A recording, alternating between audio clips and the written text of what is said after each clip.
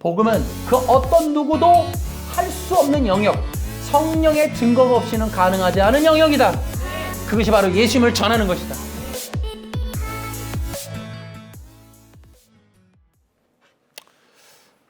제가 얼마 전에 앤드류강 마지막 사명에 대한 그 변증 영상을 띄웠었습니다. 최근에는 하고 있지 않은데, 이 앤드류강을 직접적으로 말하진 않지만 앤드류강을 이제 시작점으로 해서 거짓된 기독교, 가짜 기독교에 대해서 제가 최근에 영상을 찍고 있는데요.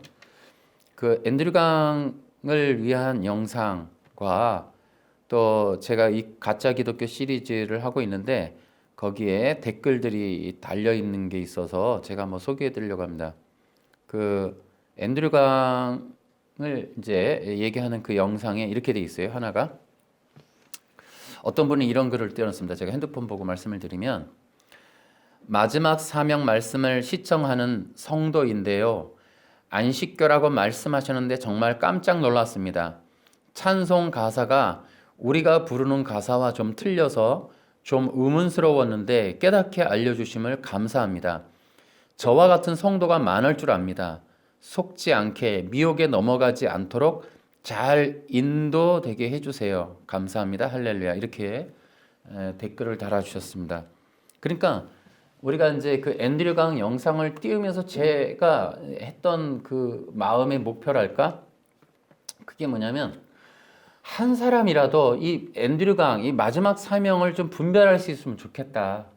그래서 그를 안 따라가는 일이 있으면 좋겠다. 이 마음이 정말 간절했어요. 그 앤드류강 영상을 보면서 우리가 뭐 몇 번에 걸쳐서 얘기했지만 잠시 후에도 한 가지 얘기를 하려고 하는데, 어쨌든 앤드류강 영상을 보면서 너무 마음이 아팠어요. 이거는 정말 사람들이 들어서도 안 되고 따라가지 않게 되었으면 정말 좋겠다. 속지 않았으면 좋겠다. 이런 마음이 간절했는데, 이렇게 또 한 사람이 깜짝 놀랬다. 이렇게 반응해 주셔서 감사합니다. 또 이렇게 돼 있어요. 그 6월 달에 올린 영상에 대한 댓글에 결정적으로 어떤 사람이 이렇게 댓글을 썼어요. 결정적으로 안식교는 예수님을 미카엘 천사라고 합니다. 그리고 안식교에는 조사심판이라는 교리가 있는데 그것은 아직 하나님의 자녀가 된 것이 아니고 재림 직전에 안식일을 제대로 지켰는지에 따라서 구원이 결정된다고 합니다. 이단들의 행태는 비슷하지만 꼭 뒤에 다른 것이 있습니다. 이렇게 댓글을 올려주셨어요. 그래서 하나는 예수님을 미카엘 천사라고 부른다라는 것과, 그러니까 예수님을 믿어도 이들은 구원이 아닌 거예요. 조사심판 후에 구원이 결정된다, 이렇게 얘기하는 거예요. 그런데 이 조사심판을 가만히 들여다보면 이게 세 관점, 바울의 세 관점이라고 하는 김세윤, 이 톰 나이트, 이 사람들이 주장하는 거와 약간 비슷한 면이 있어요. 그러니까 구원받아도 최종 구원은 그 사람들이 어떻게 살았는가, 결과에 대해서, 율법을 어떻게 지켰는가, 윤리적으로 도덕적으로 그들이 흠이 있는가 없는가를 보고 최종 구원이 결정된다라고 하는 이 바울의 세 관점. 근데 그 김세윤 교수도 보면은 바울의 세 관점이 조금씩 바뀌어요. 그러니까 옆에서 공격을 하니까 또 자꾸 보충하는 거야. 보완하는 거야. 가짜들은 원래 그렇게 해요. 성경은 영원하단 말이에요. 하나님의 말씀이 영원해요. 결코 수리하고 중간에 바꾸고 이런 거 없어요. 그래서 영원한 복음을 전하는 거예요, 우리는. 그런데 그 예수님이죠, 그게. 근데 이단들은 교리다 보니까, 주장이다 보니까 이 논박을 통해서 변경을 해간다고요. 근데 이거 지금 조사심판이라는 얘기를 들어보면은 이게 이 재림교만의 문제가 아니란 말이죠. 그렇다고 보면 이 개혁주의라고 하는, 소위 개혁주의라는 이름 가면을 쓰고 세 관점을 말하는 그런 사람들이 있다라는 걸 보면은 이것은 누구만의 문제도 아니고 어느 교파만의 문제도 아니에요, 이거는. 그러니까는 이것은 하나의 세력이에요. 희한하죠? 재림교라고 하는 것도 있지만 개혁주의 안에서도 주장하는 게 일맥상통의 부분이 있다고요. 이것뿐만 아니에요. 교회 안에서 알미니안들 구원받아도 취소된다. 결국은 뭐냐면은 죄를 안 져야 된다는 거예요. 구원은. 그럼 뭐라 그래요? 무슨 그 사람도 뭐라 그래요? 아니, 성도가 살다가 죄를 지면 구원이 취소된다는 게 뭐가 문제냐? 당연한 거 아니냐? 이렇게 얘기를 한다고. 그럼 바꿔서 얘기하면 구원은 죄를 안 지어야 구원받는다는 얘기가 되는 거예요. 다 이 사람들이랑 일맥상통하는 거예요. 구원이 예수님을 믿느냐, 예수님 때문이 아니라 내가 죄를 지었느냐 안 지었느냐의 조건에 관련된다라는 게 그 안에 내부적으로 잠재되어 있는 거란 말이죠.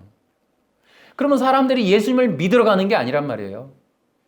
우리가 오순절 이제 이 존 메가더도 얘기했지만 이 오순절 문제도 마찬가지예요.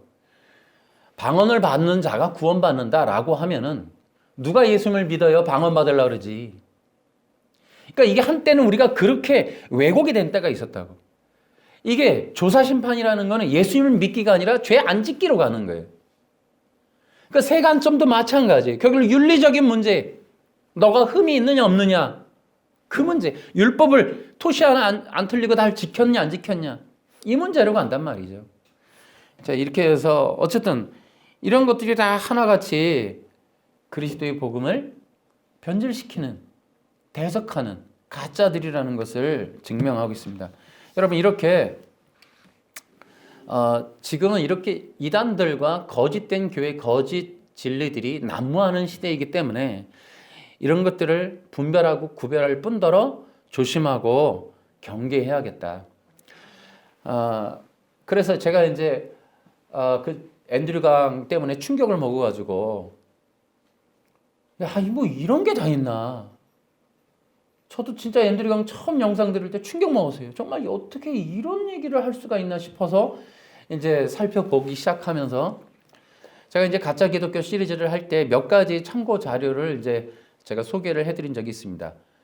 후스터 곤잘레스의 이 기독교 사상사, 그 다음에 저스틴 헐컴의 이제 이 가짜 기독교, 그러니까 이단들에 대한 이 부흥과 개혁사에서 나온 것도 여러분한테 추천해드렸고요.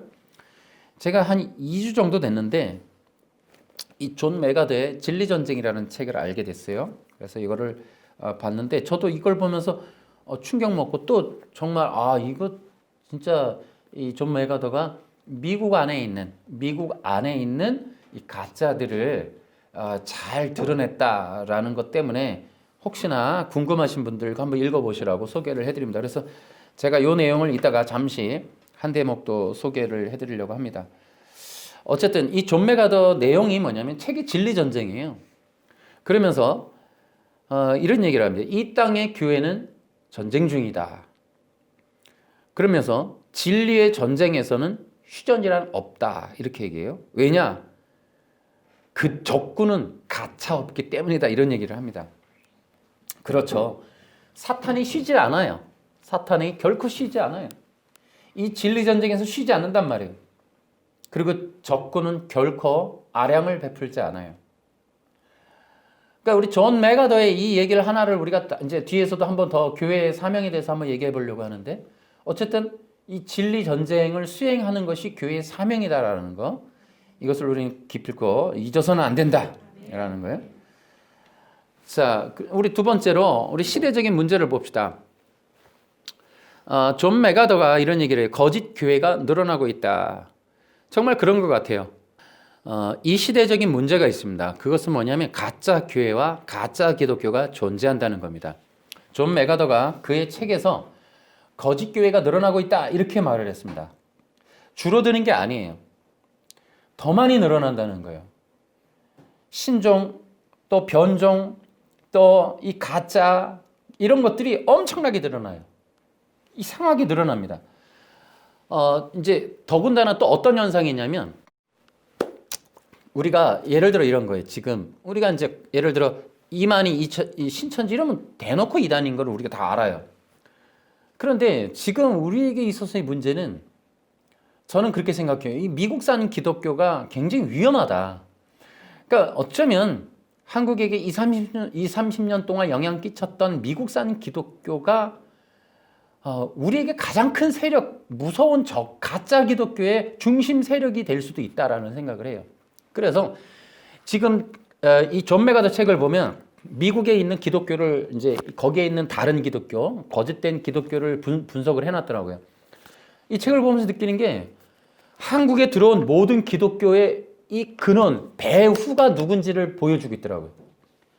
그러니까 이걸 보면 느끼는 게 신천지같이 아예 이단이거나 불교같이 다른 종교가 아니라 우리가 뻔하게 인정했고 존경했고 그렇게 추앙했고 박수 쳐줬고 유명해졌고 많은 호응을 보냈던 그 집단, 소위 말하는 개혁주의라고 하는 그 집단, 정통이라는 그 집단이 가진 영적 배후가 엄청나다는 사실에 대해서 우리가 이제 충격을 먹는 거예요. 제가 하나 읽어드리겠습니다. 그 책에 있는 내용입니다. 미국 카톨릭의 큰 분파뿐 아니라 모든 개신교 주류 종파의 지도부를, 이게 뭐냐면 로스앤젤레스 타임스에 나온 얘기를 이제 여기 이제 존 메가드가 올려놓은 거예요. 종파의 지도부가 포용한 자유주의 기독교는 40년간이나 기독교의 미래로서 지지자들로부터 환호를 받아왔다. 대신 이제는 다수의 보수주의자들이 인정하듯이 교리를 흐릿하게 하고 도덕적인 교훈들을 부드럽게 해서 교회에 있는 모든 주류 교회들과 운동들이 굉장히 호응을 했는데, 놀랍게도 지금 미국에서 이러한 교회들이 하향세를 겪고 있다, 이런 얘기를 했습니다. 그러니까 지금 이 미국에 있는 이러한 변질된 기독교 운동에 대해서 많은 내용을 써놨어요. 그런 사람들이 지금 많다. 근데 그런 자들이 한국에 많은 영향을 끼쳤다. 이 부분이 이제 중요한 거예요.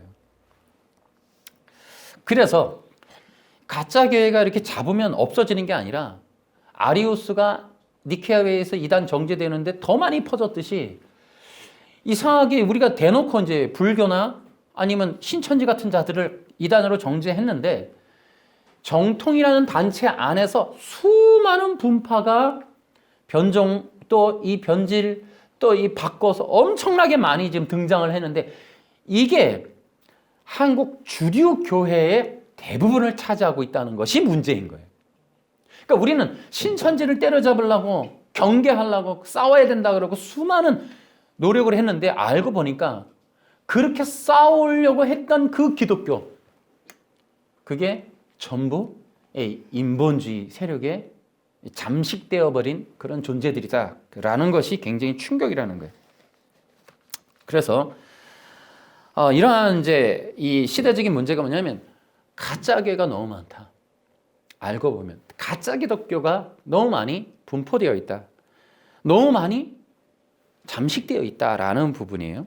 그런데 이 가짜 교회가 많으면 뭐가 문제이냐면 많은 사람들을 빼앗게 돼요. 이들이 많은 사람들의 추종을 받음으로, 호응을 받음으로 수많은 사람들이 그쪽으로 빨려간다는 거예요. 지금 제가 댓글을 읽어드렸는데 이렇게 대놓고 분명하게 예수님이 미카엘 천사다, 조사심판이 있어야 구원이 있다라고 하는 대놓고 이단들이 문제가 아니라, 우리로서는 이단이죠. 전 뭐 재림교가 뭐 이단 아니라고 길길이 말하지만 어쨌든 이렇게 분명하게 누가 봐도 분명하게 우리와 입장이 다른 이들이 문제인 게 아니라 많은 사람들의 호응을 받고 있는 그들이 아무 문제의식을 가지지 않은 채로 많은 사람들을 빼앗아 가는 것이 문제라는 거예요. 여러분, 그런데 이 가짜교회의 특징이 뭐냐? 가짜교회는 구원이 없어요. 영생이 없다고요. 생명이 없어요. 그러면 많은 사람들을 빼앗는다? 이게 뭐예요? 영혼을 멸망에 이르게 하는 자들이다라는 거예요. 또 이 가짜 교회가 여러분 왜 또 문제가 되냐 하면, 이것은 차후에 또 우리가 두고두고 얘기할 문제이긴 하지만 여러분 이런 겁니다. 가인과 아벨을 보세요. 가인과 아벨이 제사를 드려요. 가인이 제사를 안 드린 것도 아니고 다른 신을 섬기겠다는 게 아니었어요. 같은 제사를 드려요. 근데 제사 방법이 틀리고 원리가 틀리고 목적이 달랐어요. 그런데 어떤 일이 일어났습니까? 하나님께서 아벨의 제사만 흡양하시자 가인이 아벨을 때려 죽어요. 그러니까 이것은 굉장히 중요한 의미를 담고 있는 사건입니다. 창세기 4장의 이 사건은. 그런데 이것을 통해서 우리가 명심해야 돼요. 또 창세기 3장 15절에 이미 이 창세기 4장 가인과 아벨의 제사에서 일어날 이 현상을 창세기 15절에서 3장 15절에서 얘기해놨다고요. 이 뭐냐? 여자의 후손과 뱀의 후손의 전쟁이 있을 것을 얘기했다고요. 가짜 교회가 위험한 이유는 마지막 시대가 되면 배도를 한다는 거예요. 여러분, 배도라는 것을 잘 기억해 보세요. 배도라는 게 단순히 배신한다 이 개념이 아니에요. 우리 사람들이 착각을 하는 거예요.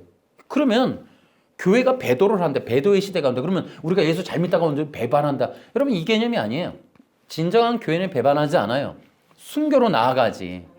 그럼 배도는 뭐냐면 가짜 교회들이, 가짜 기독교가 본색을 드러내서 자신들이 공개적으로 하나님이나 그리스도나 이 예수님 뭐 이런 어떤 그 부분에 있어서 공개적으로 대적하는 일이 일어나는 게 배도인 거예요. 그래서 이게 뭐가 되냐면 왜 위험하냐면 또 보세요. 배도가 일어나면 우리가 많은 사람들이 충격을 먹는 거예요. 진짜인 줄 알았는데, 훌륭한 분인 줄 알았는데, 기독교의 대표인 줄 알았는데 공식적으로 공개적으로 선언을 해버려요. 우리는 이렇게 하겠다. 우리의 믿음은 이거다. 이런 식으로. 그러면은 그냥 자기들이 그러느냐 그게 아니라 이들이 그동안 믿어왔거나 그들을 따르는 수많은 사람들의 뒤통수를 치는 거예요. 이 배도라는 건. 이게 뱀이 하는 일이란 말이에요. 그래서 그들이 자신들의 실체를 드러내면서 수많은 사람들을 멸망에 이르게 할 뿐더러 더 중요한 거는 이 가짜 기독교의 마지막 역할이 뭐냐면 진정한 교회를 핍박하는 일이에요. 어떻게 핍박하냐면 금방 얘기했듯이 그들이 마지막 때가 되면 적그리스도를 호응하거나 적그리스도를 지지하거나 그 예수님이 아닌 누군가가 그리스도임을 선언하고 따라가게 될 때 자기들만 가는 게 아니라 그들을 따르지 않는 자들을 거짓으로 규정하고 적으로 규정하고 기독교를 해를 끼치는 자들, 극렬주의자, 분열주의자 뭐 이런 자들로 규정하고 많은 사람 지금처럼 이 나라가 뭐 코로나는 기독교 때문이다 이렇게 하니까 기독교를 바라보는 눈을 공개적으로 전 국민적으로 비판의 시각을 갖게 하듯이 십자가의 복음을 따르는 자들을 경멸의 대상으로 보게 하는 일이 일어나므로 그 진정한 교회를 핍박하게 되는 일이 가짜 교회가 늘어나는 위험성이라는 거죠. 결국 우리에게 있어서 위험한 적은 여러분 세상 정부보다 더 강력하게 가짜 기독교일 가능성이 높다는 거예요. 아까도 얘기했듯이 가짜 교회의 위험성은 이제 어느 날 갑자기 수많은 사람들을 충격에 빠뜨리는 일을 할 거라니까요. 명심해 보세요. 마지막 시대가 돼서 적그리스도의 문제는 그래서 WCC라는 게 무서운 게 우리가 그런 얘기 하잖아요. WCC에 가입한 교단을 나와야 된다 뭐 이런 얘기를 한단 말이에요. 이게 뭐냐면 교단적으로 대대적으로 뭐 한교총, 한기총 뭐 이런 거 할 거 없이 이런 단체들이 나중에는 집단적으로 어떤 선언을 할 경우가 생겨요. 그래서 이제 이거를 대비해야 돼요. 명심해야 된다고. 그럼 우리도 따라가게 된다고. 근데 모르니까. 여러분 보세요. 앤드류 강에 대해서 사람들이 잘 몰랐다니까요. 그리고 지금 아는 분도 어떻게 있는지 모르겠는데 앤드류 강에 대해서 아직도 분별하지 못하는 경우가 많이 있어요. 제가 듣기로 앤드류 강의 영상을 추천하는 어떤 목사님도 계셨다더라고. 여러분 이렇게 되면 이런 거를 분별 못하면은 저들이 하는 일이 무슨 얘기가 뭔지를 모르면 나중에 적그리스도의 문제 우리 굉장히 심각한 문제가 생긴다고요. 그래서 지금 이제 우리가 이러한 이 사탄의 이 움직임, 가짜 기독교의 움직임들을 포착하고 있어야 돼요. 그 흐름을 예상하고 있어야 된다고. 그래서 이 가짜 기독교는 지금은 몰라요, 그들도. 그러나 물론 WCC나 예수의 이 프리메이슨들은 알고 있겠죠. 이 전략이 언젠가 한국교회를 향해서 일어난다면 우리는 휩쓸리지 않을 수 있도록 준비를 하고 있어야 된다고. 그 대안이 십자가의 복음을 가지고 있는 거예요. 그래서 어쨌든 이런 거짓 교회들이나 거짓 기독교가 어떠한 전략을 가지고 있을까? 앞으로 어떤 역할을 할까를 명심하고 있자. 그래서 그들이 나중에 진짜인 것처럼 해서 수많은 사람들의 호응을 받고 있다가 갑자기 뒤집어지는 거예요. 이게 배도라는 거예요. 집단적 배도가 일어나요. 그러니까 갑자기 많은 사람들이 진짜 기독교라고 생각을 하고 가는 거예요. 지금 아까 우리 앤드류 강 영상이 댓글 떴듯이 그거 은혜롭게 듣고 있었고 따라가고 있었는데 가사가 좀 이상해도 이상하긴 하지만 또 듣고 있었는데 이게 보니까 아닌 게 아닌 거죠. 그런 충격이 일어나는 거예요. 나중에 되면 뒤통수 맞는 거예요, 이게. 그래서 우리는 이런 가짜 기독교에 대해서 좀 명심하고 있죠. 이 존 메가더가 이 책에서 아리우스에 대해서 얘기를 하고 있어요. 그리고 여기서 이제 세 가지의 이 가짜 이단, 역사적 가짜 이단의 주류들, 오늘날에 있는 이 전 세계적인 이 가짜 기독교를 만들어낸 이 원흉들 세 가지를 잡아요. 첫째가 유대주의, 이 바리새파 율법주의자들인 거죠. 근데 이것은 초림 때에만 있었던 존재들이 아니에요. 그 이전서부터 소위 말하는 탈무드를 제작한 바벨론 포로기에 갔었던 이 가인의 후손들, 이들의 전략이 예수님 초림 때 진정한 주류라고 드러난 게 바리새파 율법주의예요. 이들이 사회를 지배하고 있었단 말이에요. 이들의 손아귀에서 의인과 죄인이 갈렸고 그 당시에 부자와 또 종교적 기득권 다 이 사람들에 의해서 선택되어지고 결정되어진 것들인데, 그들이 바리새파 율법주의자들이 종교 시대, 교회사 역사에 계속 분파적으로 가짜 기독교를 만들어냈고, 그들의 주류가 로마 카톨릭으로 들어가서 예수회를 통해 프리메이슨을 전 세계적으로 뻗쳤다. 그리고 프리메이슨의 이 WCC 종교 분파에서 이들이 지금도 이 종교적인 많은 역할을 하는 것 중에 하나가 가짜들 종파를 만들어내는 것과 진짜들을 핍박하는 일을 해요. 그래서 이 프리메이슨들이 하는 건 유사 기독교를 만들어내는 거예요. 수도 없이 만들어내는 거예요. 그래서 1800년대 늘 우리가 조사했듯이 1800년대에 미국에서 동시다발적으로 수많은 가짜 기독교가 등장하게 되는 거예요. 그때 3대 기독교 이단인 몰몬교, 여호와 증인, 이 재림교가 등장을 한다라는 거예요. 그들이 내가 그때 영상 띄웠듯이 공교롭게도 그 창시자들이 다 프리메이슨과 연관돼 있다는 증거들이 현재 인터넷에 떠돈다는 거죠. 그뿐만 아니라 1800년대 이 신재학회라든지 또 이 과학을 통한 사이언톨러지, 이런 자들이 계속해서 등장을 했다는 거죠. 그래서 이 유대주의라고 하는, 오늘날에도 영적 배후가 되는 유대주의, 이건 굉장히 위험한 거예요. 그 유대주의가 오늘날에 다시 한번 등장한 것이 바로 율법주의라는 거예요. 그래서 그들로 인하여 이게 등장하는 유대 회복주의자들이 말하는 것이 바로 십계명 회복운동, 유대주의로 구약으로 돌아가자, 히브리서에서 그렇게 경고했던 다시 구약으로 돌아가려고 하는, 그래서 이 구약의 이러한 움직임을 이 히브리 기자가 뭐라고 그러냐면, 새 언약과 옛 언약을 통해서 그 옛 언약이 새 언약을 지향하고 있고, 옛 언약은 이미 그것은 예수 그리스도의 십자가로 모든 것이 완성됐다고 하는 복음을 전함으로 구약으로 돌아갈 필요가 없다라는 걸 증명하는, 변증하는 내용이 있단 말이죠. 근데 이런 자들이 지금 오늘날에도 지금 많이 퍼져서 다양한 분파를 형성하면서 결국 한 가지, 십계명으로 돌아가자라는 거예요. 또 하나가 이제 이 존 메가더가 지적했던 것이 아리우스. 여러분, 아리우스 우리가 영상 많이 찍었어요. 그 영상에서 아리우스의 핵심은 예수님이 피조물이다, 예수님이 창조되지 않았던 적이 있었다. 그러니까 예수님이 하나님임을 근원적으로 제거시켜버린 이단이 바로 아리우스였어요. 그러므로 인하여 그 기독교의 근본, 그리스도가 예수님이라는 이 어마어마한 진리, 주는 하나님이시라는 이러한 사실을 근원적으로 잘라버린, 성경에도 이미 기록되어 있는 예수님이 하나님이라는 이 근원, 그러므로 예수님을 믿어야 될 근거도 없고, 예수님이 우리를 구원해 주실 구원자도 아니며, 예수님이 영원한 생명 자체가 아니라는 구속에 관련된 모든 기본적인 진리를 다 부셔버린 이단이 아리우스예요. 세 번째가 바로 사벨리우스를 지적했습니다. 여러분, 사벨리우스 우리가 많이 얘기했어요.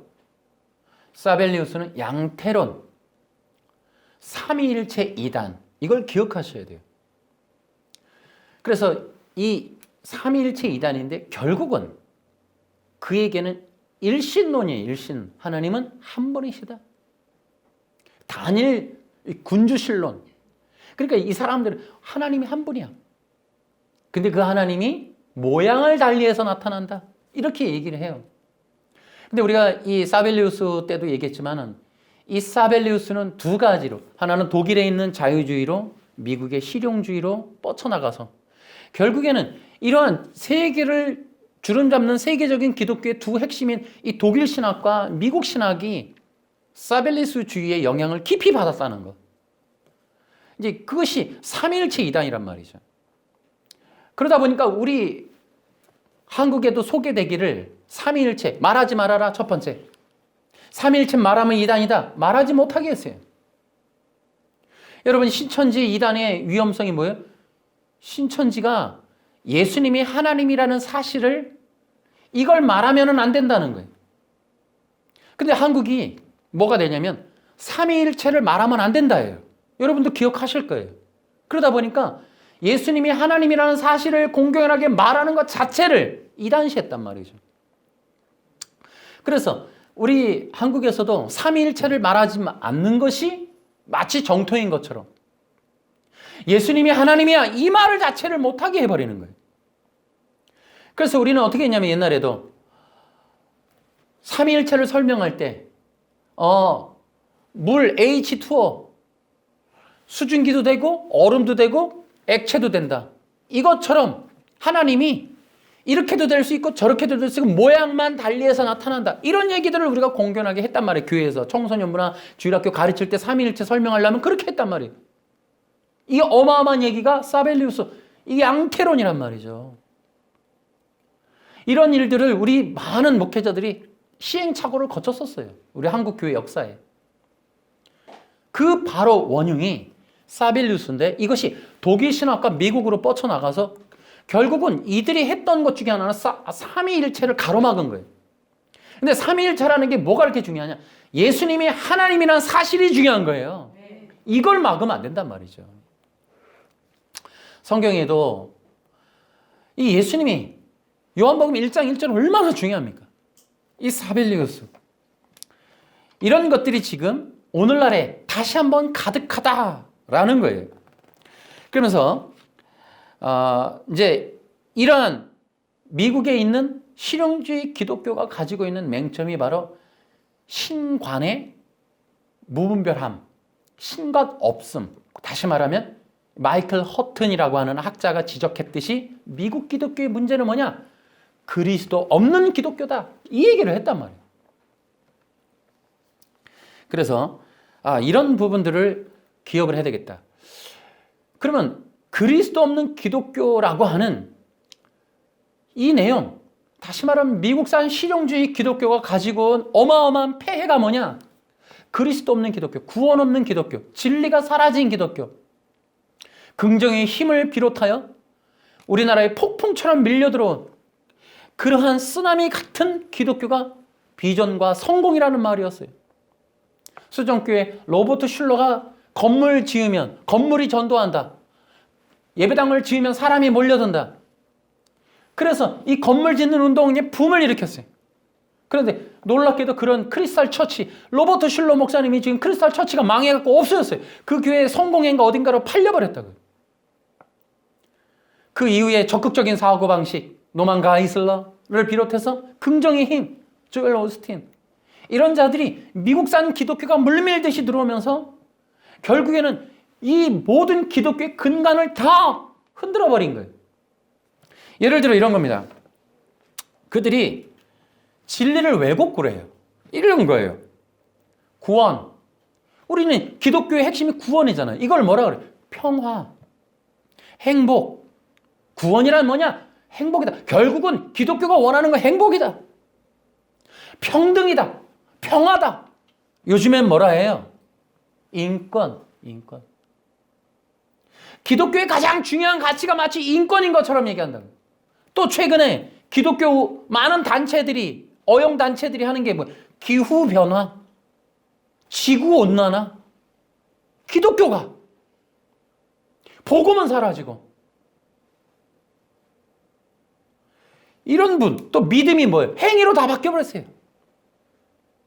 사람들이 모든 사람들이 착하게 살면, 모든 사람들이 선을 행한다면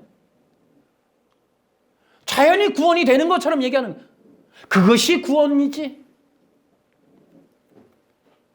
교회라고 하는 그리스도의 몸된 공동체에 대한 얘기를 하지 않고 이젠 교회라는 단체가 아닌 이제 다른 사람들의 모임이나 심지어는 민족이라는 말로 대체를 해요. 민족, 조국 이렇게 얘기를 한단 말이에요.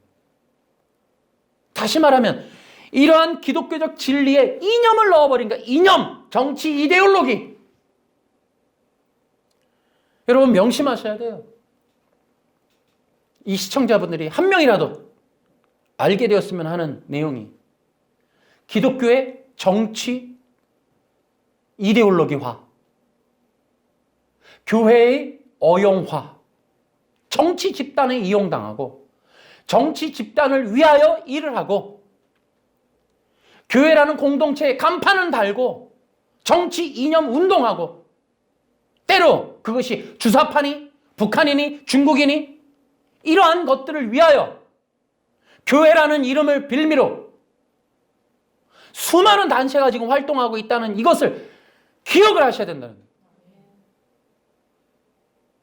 제가 가장 경계하는 게 바로 이런 부분이에요. 제가 미국산 기독교도 경계하고 있지만 주시하고 있지만 또 하나 제가 불꽃 같은 운명 진짜 제가 놓지 않고 있는 긴장감은 정치 이데올로기와예요. 교회 안에 들어오고 있는 이 이데올로기 이것은 어느 파를 막론하고 해요. 맹신하는 거 안 된단 말이에요. 맹종한단 말이에요. 누구 하나를 향하여 어느 목사님 하나를 위하여 어느 집단이나 종교화된 가짜 정치 집단을 위하여 교회를 이용하지 말라는 거예요. 에? 저는요 그 생각합니다. 정치적인 이념화된 사람은 저는 하나님께서 마지막 시대 복음의 전도자로 쓰지 않을 거라고 봐요. 우린 예수님밖에 없는 거예요. 명심하고 있어야 돼요. 여기 지상 낙원을 꿈꾸는 게 교회가 아니에요. 난 정치 이념화되는 교회나 복음이라는 설교라는 부흥회라는 빌미로 정치 이념 집회 같은 그런 거를 하고 있는 목사님 아무리 그가 우파니 좌파니 의로운 것 같아도 여러분 저는 그거 거부하는 거예요. 복음은 이념보다 위대한 거예요. 상상도 할 수 없는 거예요. 결코 복음을 이념으로 대체해서는 안 되는 거예요. 설교를 이념 집회나 선동, 연설로 바꿔서는 안 되는 거예요.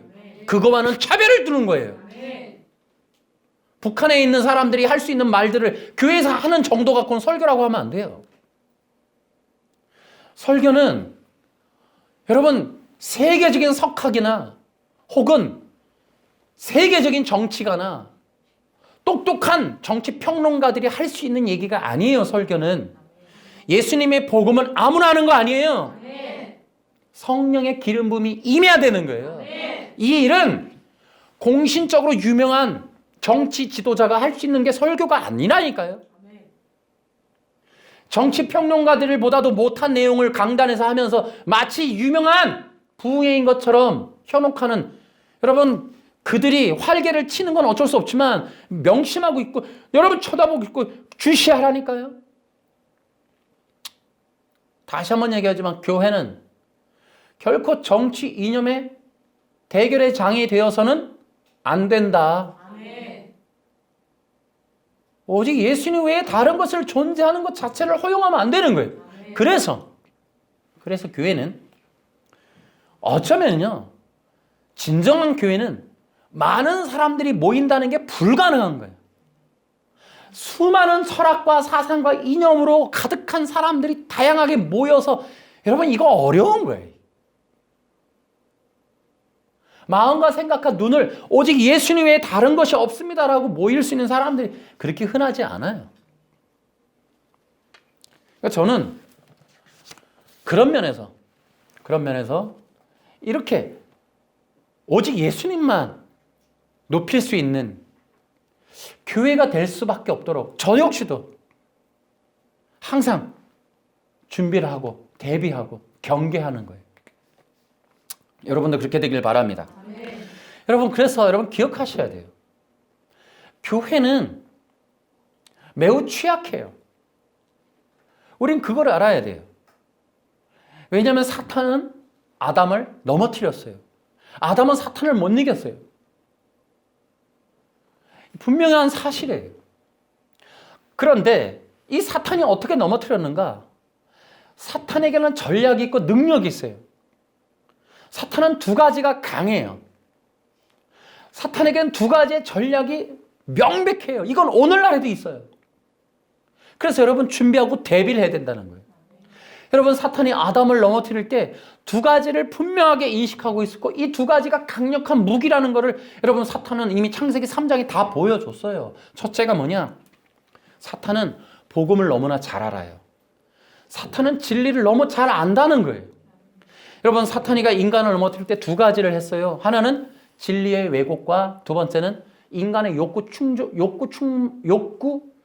대한 충동질을 했어요. 그래서 여러분 사탄이가 진리를 너무 잘 알기 때문에 할 수 있었던 건 왜곡이에요. 진리를 몰랐으면 못해요. 그래서 사탄은 진리를 왜곡하고 변질을 했어요. 그래야만 아담을 넘어뜨리니까.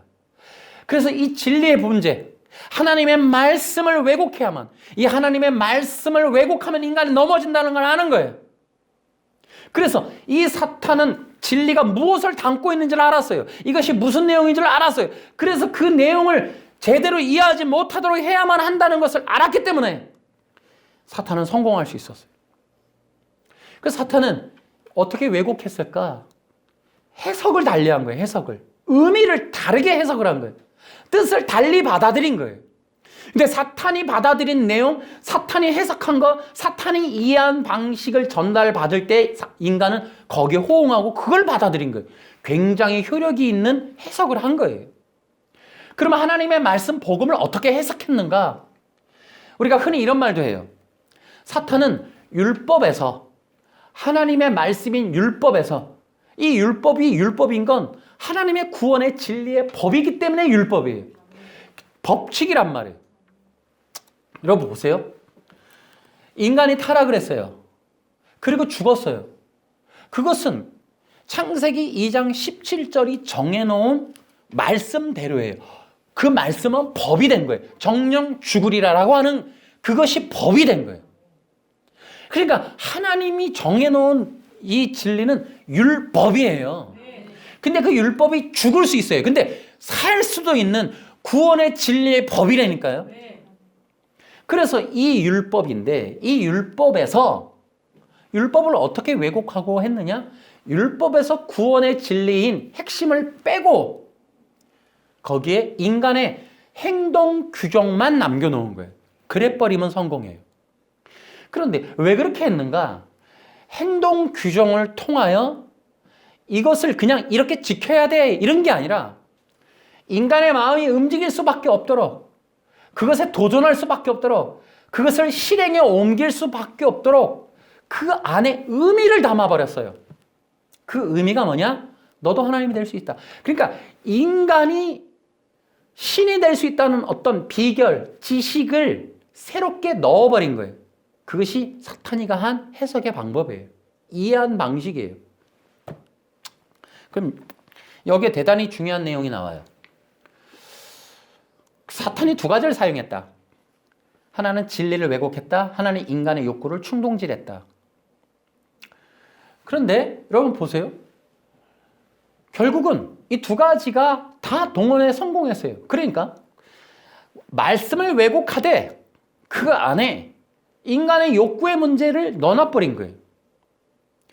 여러분 구원의 진리에서 하나님의 말씀에서 구원의 진리를 빼고 인간이 행하는 규정으로 만드는데 이 행함의 규정에 목적을 둔 거예요. 뭐냐?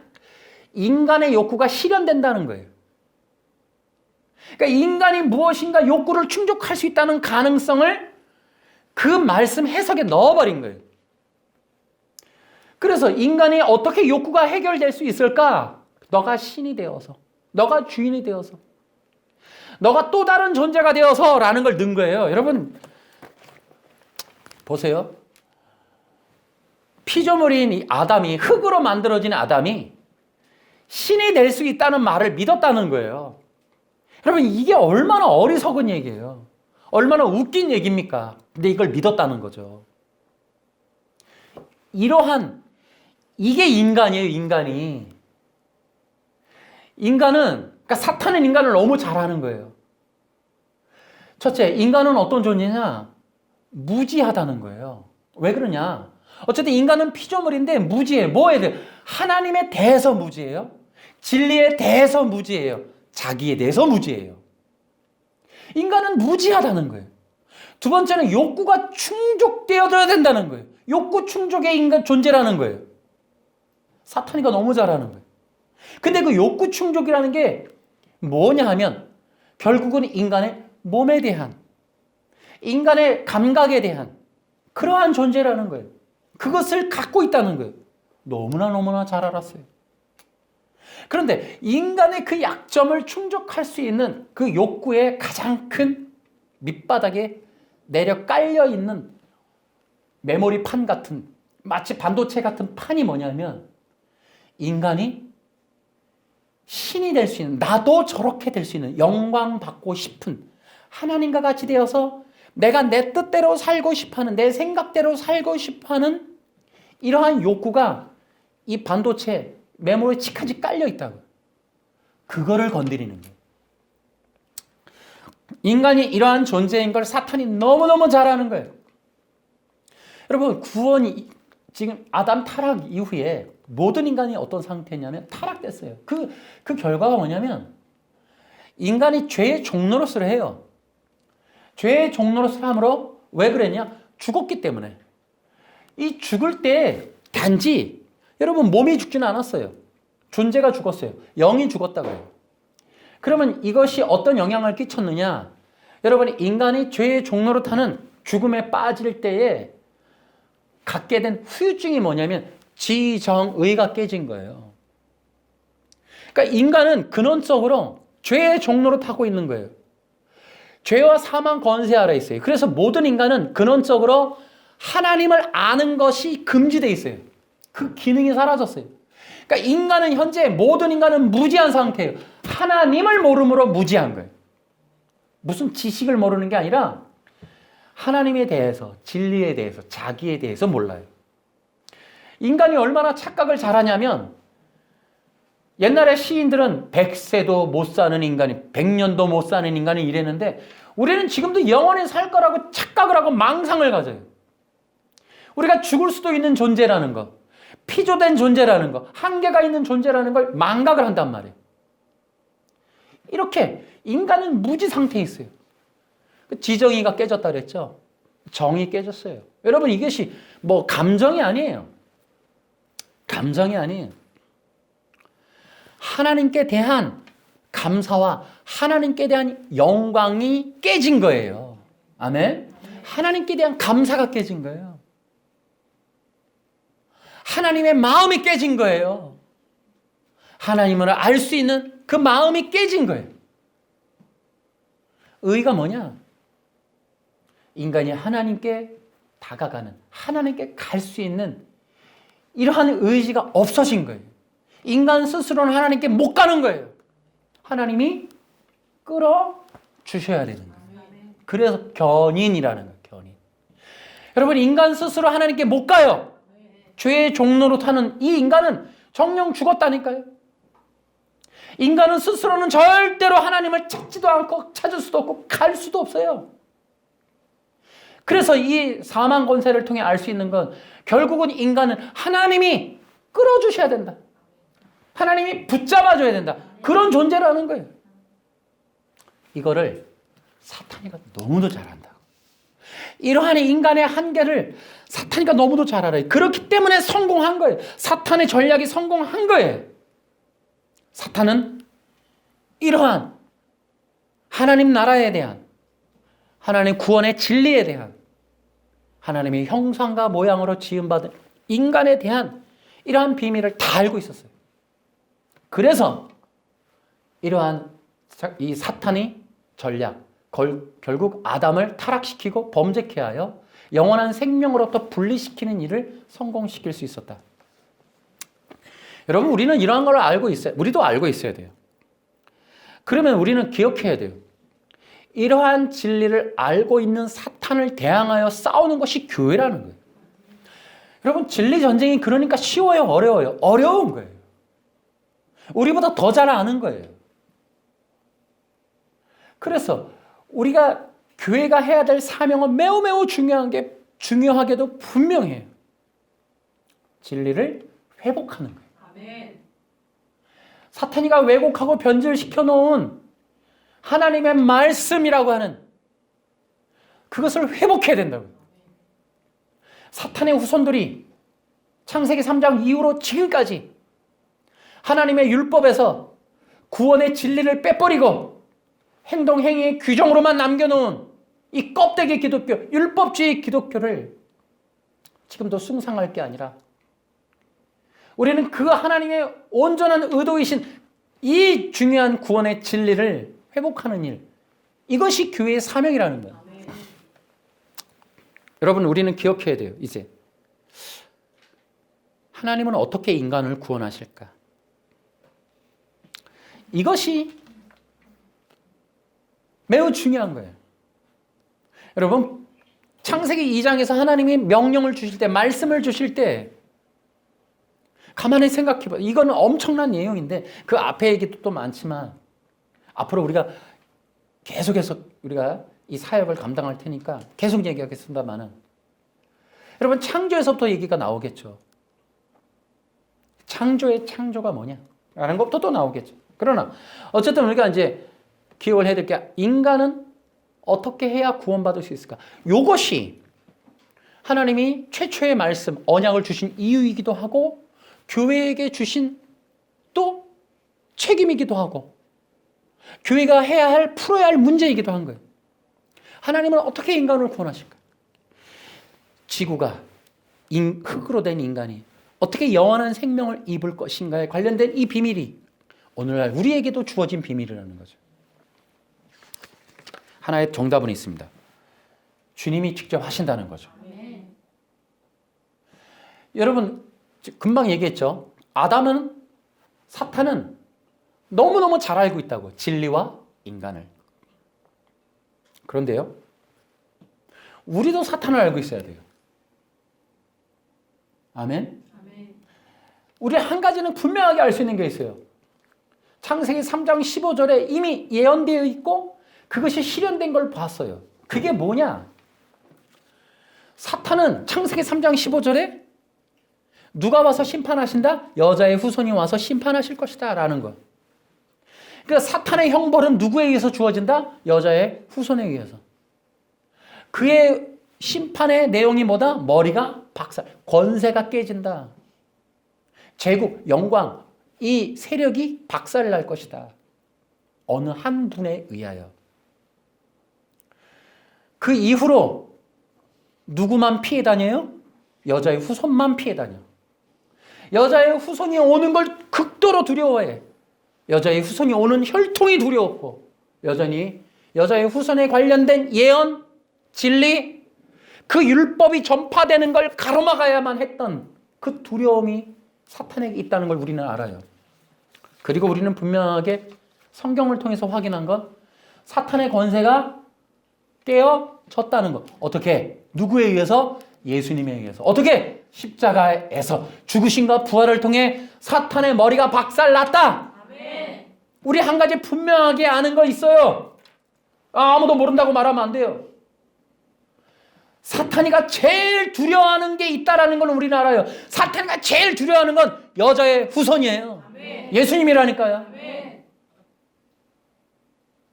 이걸 모른다 그러면 기독교인이 아니에요. 사탄의 모든 권세, 죽음의 권세 끝났어요. 죄와 사망의 권세 끝났어요. 예수님 믿을 때 예수님 안에 있는 모든 자에게 죄사함과 영생의 이 부활의 영광이 주어졌습니다. 아멘. 사탄이는 절대로 예수님 그 이름 안에서는 영향력을 끼칠 수가 없어요. 절대로 예수님에게 가까이 갈 수가 없어요. 예수님의 손을 잡는 자, 예수님의 이름을 부르는 자들을 절대로 건드릴 수가 없어요. 아멘. 이게 이미 드러난 거예요. 아멘. 사탄의 약점은 예수님의 이름에 있습니다. 아멘. 예수님 자체가 사탄에겐 두려움의 대상인 거예요. 아멘. 성도 뭐 해야 돼요? 예수님의 이름을 부르는 거예요. 아멘. 교회가 뭐예요? 예수님을 노래하는 거예요. 아멘. 누가 떤다? 사탄이가 두려워 떠는 거예요. 이 일을 맡겨주신 겁니다. 아멘.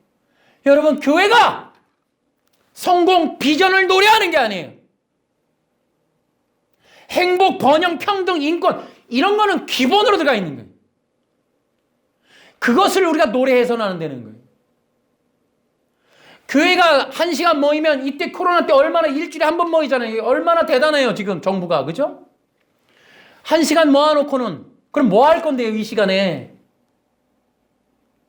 여러분, 사탄의 제국, 사탄의 세력, 사탄의 이 머리통이 박살나도록 우리가 또한 나머지 사명, 주님이 남겨주고 가신 사명, 그것을 위하여 뭐 해야 돼요? 예수님의 이름을 불러야죠. 아멘.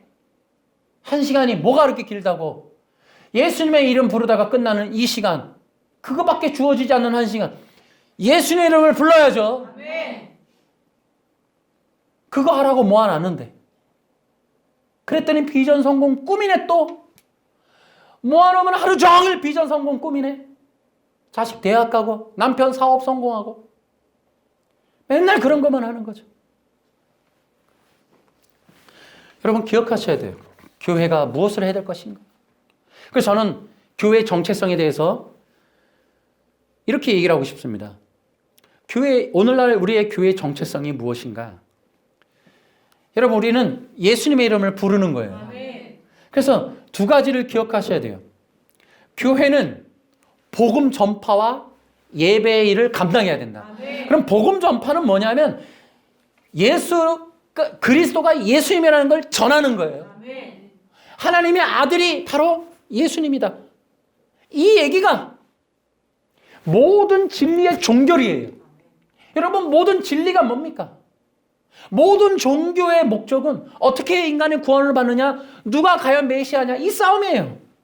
이 두 가지의 모든 종교의 종결은 예수님에게서 끝나는 거예요. 아멘. 예수님이 메시아 구원자이시고 예수님을 믿으면 구원받는다. 아멘. 예수님을 통해 이 내용이 끝이에요. 끝. 모든 종교는 여기서 종결되는 거예요. 너 이상 논란해. 그게 우리 교회가 주장하는 거라고요. 내가 곧 길이요 진리요 생명이다. 우리 이걸 목숨 걸고 믿는 거예요. 오고 오는 세대에 영원한 진리의 진리는 예수님밖에 없다. 아멘. 모든 진리의 종교는 예수님인 거예요. 아멘. 모든 철학의 종교, 사상의 종교, 이 모든 종교는 예수님밖에 없는 거예요. 아멘. 교회가 그거 하라고 갖다 놓은 거예요. 그것이 복음 전파의 정체성이에요. 복음 전파라고 하는 게 바로 그 의미인 거예요. 그냥 단순히 복음을 막 나가서 노방전도 하라는 게 아니라 모든 인류의 구원자는 오직 한 분이시다. 여러분, 종교가 뭐예요? 다 메시아래, 다 구원자래, 다 성령님이야. 누구도 보혜사라 그러고, 누구도 예수님, 자기가 구원자라 그러고, 심지어는 어느 종교는 하나님이라고 하는 데가 있어요. 참 받아들여 줍시다. 하나님이래, 하나님. 여러분, 이 모든 것의 종교는 여러분, 메시아는 예수님밖에 없습니다. 네. 이거 얘기하는 거예요. 그 복음 전파라는 게 바로 거기 의미가 있는 거예요. 예수님만이 하나님이시고 영원한 구세주이시며 그분이 하나님의 아들이십니다. 아멘. 그분을 믿음으로 영원한 생명, 영원한 나라를 얻게 됩니다. 이것이 이 복음 선포가요, 단순히 노방전에서 교회 하나 들어오는 게 아니라 진리의 선언, 온 세상의 혼란의 종결, 그게 복음 전파. 예배가 뭡니까? 예수님 한 분만을 위하여 영광 돌리는 거예요. 아멘. 모든 것은 그리스도이십니다. 아멘. 거기에 핵심이 뭐예요? 십자가의 죽으심과 부활이라는 것이 예배의 내용인 거예요. 아멘. 예수님의 죽으심과 부활이 없다면 예배가 의미가 없어요. 그거 아니라면 뭐 하려고 예배해요? 예배 때 또 뭐 할 건데요? 여러분의 찬양 뭐 할 건데요? 예수님의 죽으심과 부활하심. 아멘. 그것이 우리의 예배의 내용이고 목적이고 가치입니다. 아멘. 그럼 복음 전파의 조건이 있어요. 복음 전파를 어떻게 하면 좋으냐? 무엇이 있어야 하느냐라는 거예요. 복음 전파에는, 그러니까 복음 전파하는 교회나 복음 전파할 사람들은 반드시 갖춰야 될 게 있어요. 두 가지를 하여튼 뭐 우리가 크게 말하면 그렇다는 거예요. 크게 말하면 첫째는 분명한 신관이 있어야 돼요. 내가 믿는 분을 확실하게 알고 있어야 돼요. 그래야 복음 전파지. 예? 여러분 우리는 누굴 믿어요? 예수님을 믿는 거야. 예수님을 믿는 그것이 나의 신앙의 정체성입니다. 그것이 없이는 복음 전파조차 안 되는 거예요. 근데 신관이 분명하지 않은데 무슨 교회가 사명 감당합니까?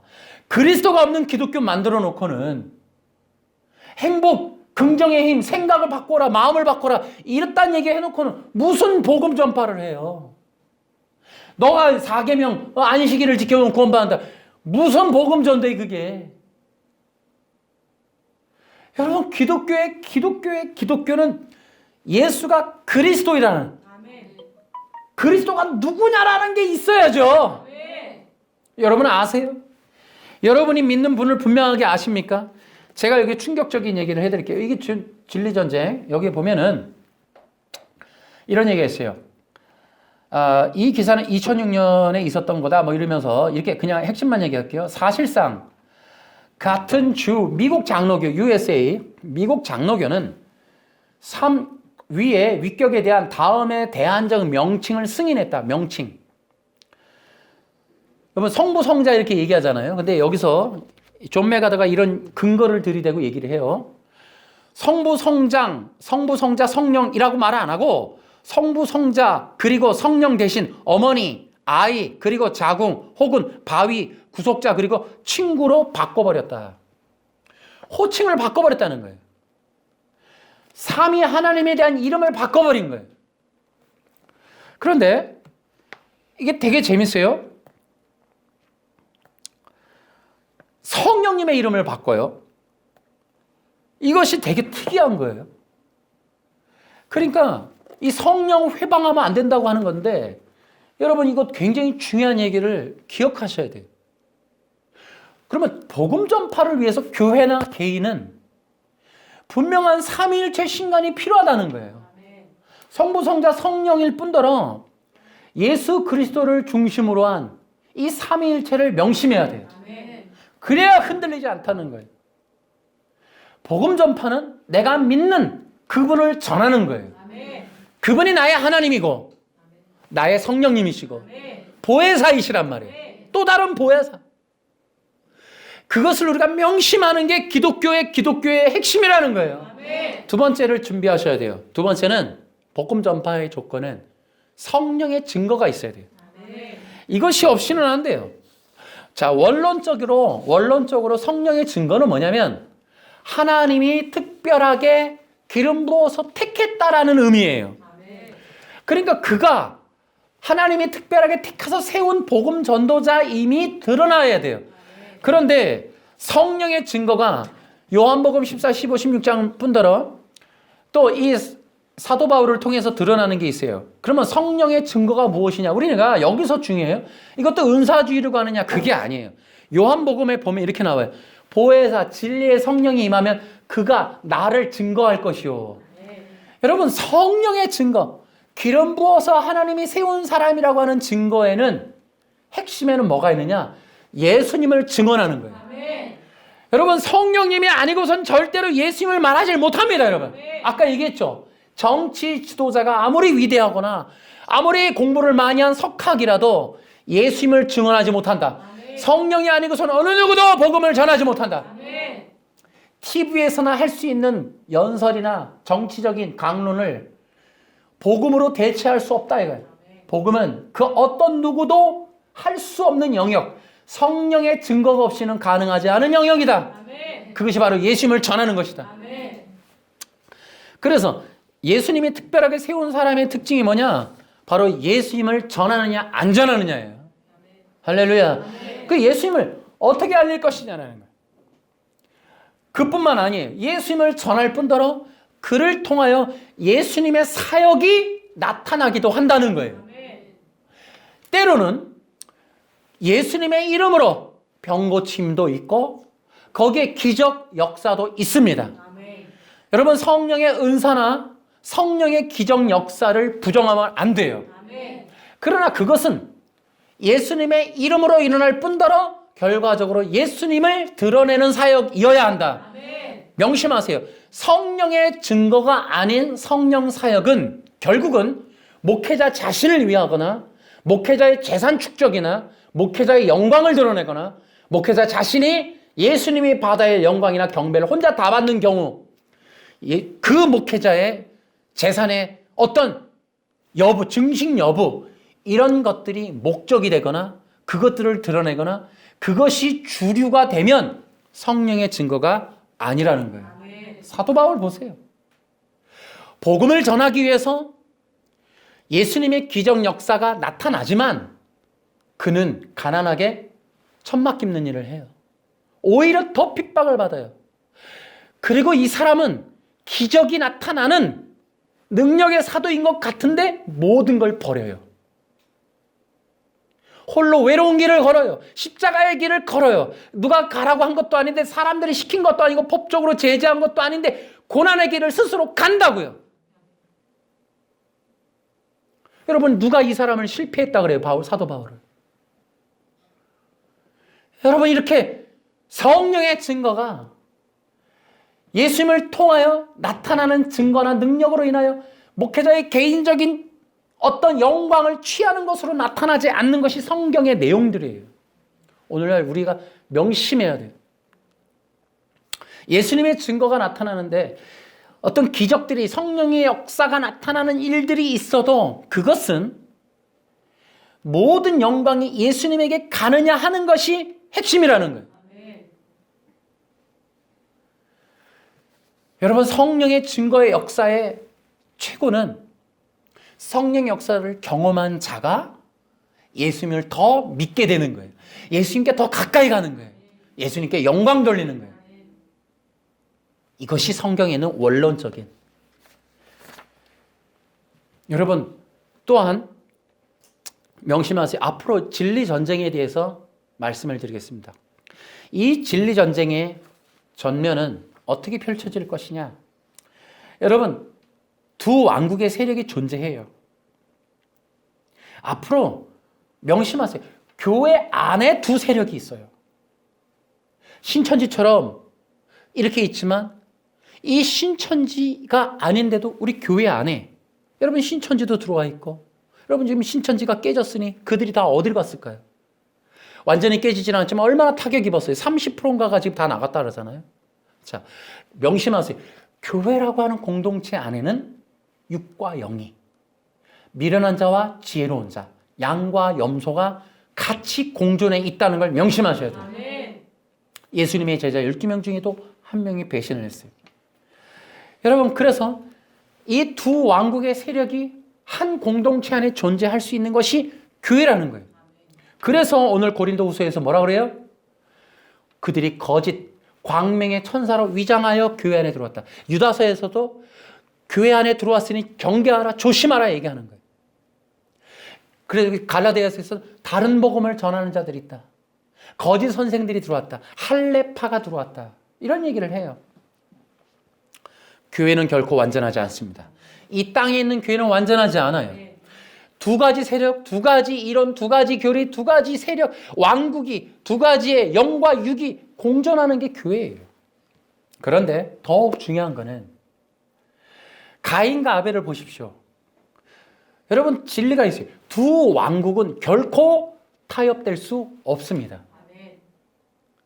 두 왕국은 결국 충돌나는 전쟁이 있을 뿐이에요. 여러분 지금도 마찬가지예요. 구원의 취소를 말하는 사람이 있고 예수 그리스도의 구원은 완전하다는 주장이 있습니다. 저는 예수 그리스도의 구원은 성령님 때문에 완전하다 이 주장이에요.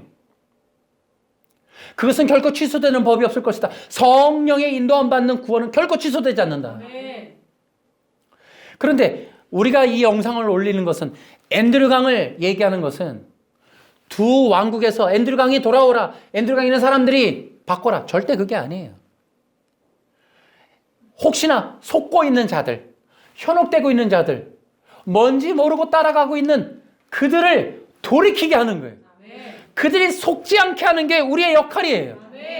두 왕국의 세력들은 결코 타협되지 않습니다. 전쟁만 있을 뿐이에요. 누가 설득되고 하는 얘기가 아니에요. 그럼 마지막 시대의 현상이 뭐냐? 마지막 시대 주님이 재림이 가까울수록 두 세력의 모습이 드러나는 거예요. 그들의 세력이 점점 뚜렷해지는 거예요. 결국 양과 염소로 갈리는 거예요. 그들이 이렇게 서로 변환되고 회개하고 돌아오고 이렇게 뭐 타협하는 문제가 아니에요. 분리되는 거예요. 명심하셔야 돼요. 그럼 우리는 진정한 사람이냐? 여러분, 진정한 사람들이 특징이 있어요. 그러니까 진정하기를 원하겠죠, 우리는. 그러면 분명하게 여러분들이 인식하셔야 돼요.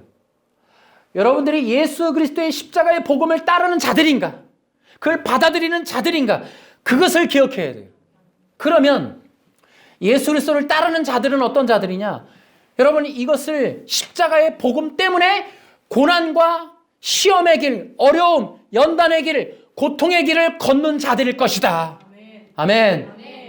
여러분, 십자가의 복음을 붙드는 그들이 진정한 주님의 양의 세력, 또한 이 지혜로운 처자의 길, 진정한 주님의 백성의 길로 가고 있는 자들일 것이다. 그들은 반드시 이 새 언약, 예수 그리스도의 피로 맺은 새 언약임으로 인하여 그들은 성령의 인도와 보호를 받을 것이다. 여러분, 그러므로 기억하셔야 돼요. 우리가 진정한 그리스도의 백성이고 진정한 성도라면 마지막 날까지 긴장을 놓치지 말고 예수 그리스도를 바라봐야 돼요. 그분의 십자가를 바라봐야 돼요. 고린도전서 2장 2절에도 내가 그리스도와 그의 달리신 십자가 외에 아무것도 알지 않기로 작정했다 이렇게 얘기했어요. 이것이 진정한 성도의 모습이에요. 이 땅에서 구원이 확정됐다 이렇게 말하기는 어려워. 그렇게 됐으니 막 살아라 이건 아니에요. 성경적인 권면은 우리는 모두가 그 예수님의 십자가를 바라봐야 된다, 붙잡아야 된다 라는 권면이에요. 그 결국이 영원한 어린 양의 혼인잔치가 있겠죠. 여러분, 이제 저는 이 설교를 통해서 우리의 사역에 대해서 한번 돌이켜봤어요. 우리 교회 먼저는. 첫째는 저는 이 싸움은 마라톤과 같아요. 이 진리전쟁의 싸움은 마라톤이에요. 그러므로 여러분 기억하셔야 돼요. 우리는 앞으로도 있을, 앞으로 더 험하고 거칠고 더 힘들게 펼쳐질 영적 전쟁을 준비해야 한다. 이것이 저와 우리 교회에 대한 저의 권면이고 저의 마음이에요. 또 기억하세요. 좀 더 멀리 내다보자. 오늘 여기가 다가 아니다. 오늘 앤드류 강이나 오늘 미국산 인본주의, 실용주의 이건 문제가 아니다. 10년, 20년 뒤에 나타날 적그리스도는 지금보다 엄청나게 강한 상대일 것이다. 이렇게 만만하지 않을 것이다. 이렇게 우리가 뭐 책이나 몇 권 들여다보면 좀 더 설교 들어보면 충분히 분별될 만한 내용을 갖고 오는 자들이 아닐 수도 있다. 엄청난 전쟁을 대비하자. 여러분들이 준비해야 돼요. 저는 지금 그걸 하고 있는 거예요. 토대를 쌓고 있는 거예요. 벽돌 하나하나 쌓는 거예요. 저와 우리 교회가 대비를 해야 돼요. 무장을 해야겠다라는 생각으로 또한 이 영상을 찍는 것도 그 마찬가지예요. 저는 속도 조절을 하는 거예요. 지금 여기서 승부 보자는 게 아니에요. 벽돌을 한 장 쌓는 기분으로 가는 거예요. 그러므로 분명한 것은 준비해야 될 것은 통찰력이에요. 영적 통찰력. 또 하나는 진리의 분명한 기준을 갖고 있는 다림줄. 이것을 통하여 우리는 경계를 서야 돼요. 아멘? 영적 통찰력이 있어야 우리가 시대적인 상황을 분별하겠죠? 시대적 상황을 분별하면 뭐 할 거예요? 속지 않으려면 분명한 성경적 다림줄이 있어야겠죠. 또 하나 준비할 게 있습니다. 저는 이렇게 우리 사역을 생각을 해봅니다. 첫째는 일꾼을 만들어내고 있자.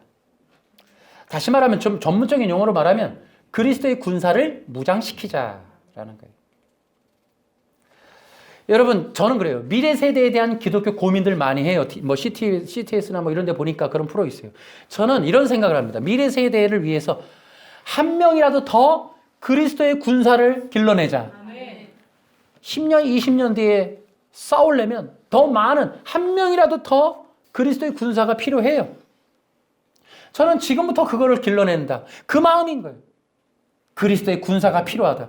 여러분, 자신의 꿈, 비전, 성취를 위해서 직업 선택의 비전을 말하고 가르치고 그런 프로그램에 놓여있는 그런 자들을 저는 기다리는 게 아니에요. 그런 자도 수만 명이 필요 없어요.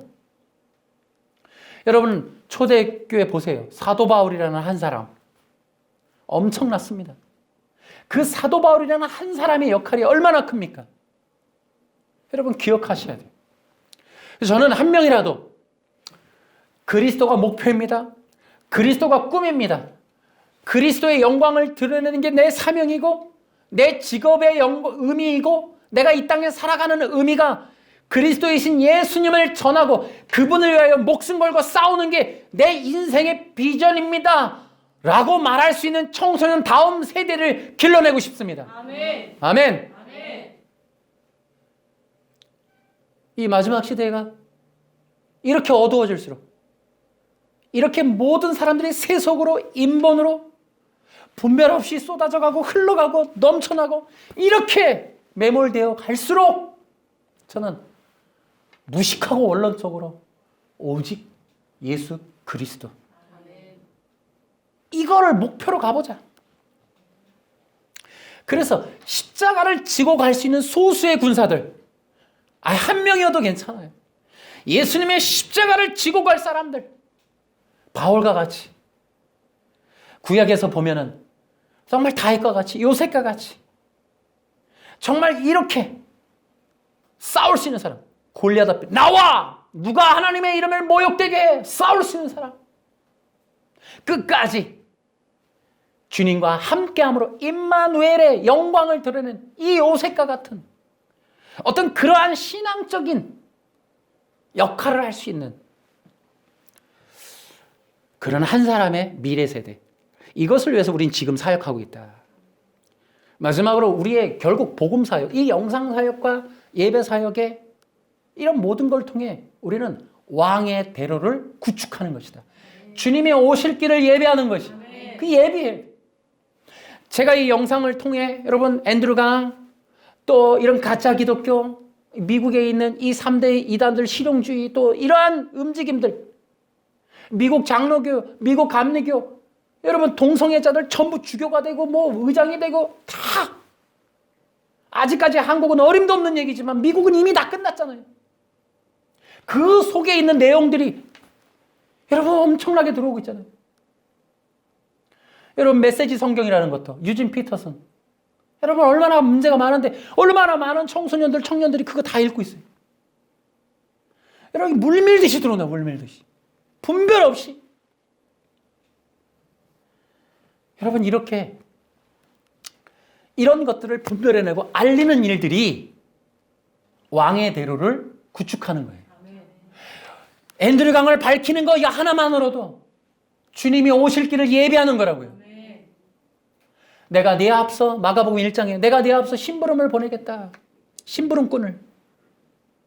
그러니까 우리가 교회로서 마지막 시대 예수가 그리스도이심을 믿을 수 있고 바라볼 수 있고 사람들이 따라갈 수 있도록 십자가에 달리신 고난받으신 예수님이 능력으로 희한한 찬란한 그런 모습으로 광명의 천사로 나타날 저 그리스도를 바라보는 게 아니라 이런 식이라면 유명하고 훌륭하고 멋있고 노래 잘하고 어떤 큰 교회를 하시고 자꾸 이렇게 사람의 눈이 광명의 천사에게 몰려가는 이런 식이라면 여러분 이건 위험한 거예요. 여러분.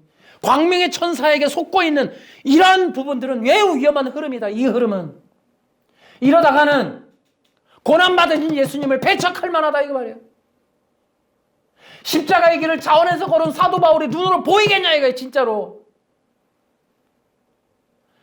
여러분 그래서 우리가 이러한 진리를 찾고 가짜를 드러내고 이러한 사역들은 예수님이 어린 양 되신 예수님, 피 흘려 죽으신 예수님이 십자가에 달려서 죽으신 예수님이 우리의 주님이시라는 사실을, 다시 오실 주님이 광명의 천사로 오지 않을 것이 분명함에도 불구하고 이 광명의 천사를 기다리는 이 세계적인 기독교 이 흐름을 꺾어서 십자가에 달리신 예수님을 바라보게 할 수만 있는, 예수님을 바라보게 할 수 있는 예수님이 구원자이시고 영원한 하나님이시라는 이 사실을 믿고 바라보고 기다리는 무식하고 무덤하고 어리석게 느껴지는 그러한 기독교인들을 만들어내고 그러한 메시지를 통해 자꾸 인식시킬 수 있도록 하는 이 사역이 주님의 재림의 길을 만드는 길이다. 아멘. 그래서 사람들이 기필코 한 명이라도 저분이 예수님이지, 저분이 나의 구세주지, 저 십자가에서 죽으신 저 고난받는 핍박받은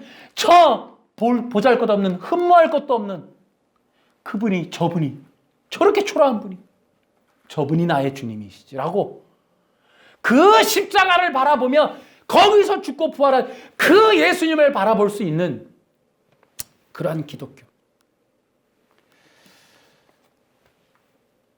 결론적으로 또 이런 얘기를 한번 말씀을 드려요. 진정한 기독교인들이시라면, 진정한 교회를 찾고 싶으시다면, 또 진정한 교인으로 사역을 하고 싶으시다면 그리스도를 중심으로 그리스도를 위하여 자신의 삶을 들이십시오. 아멘.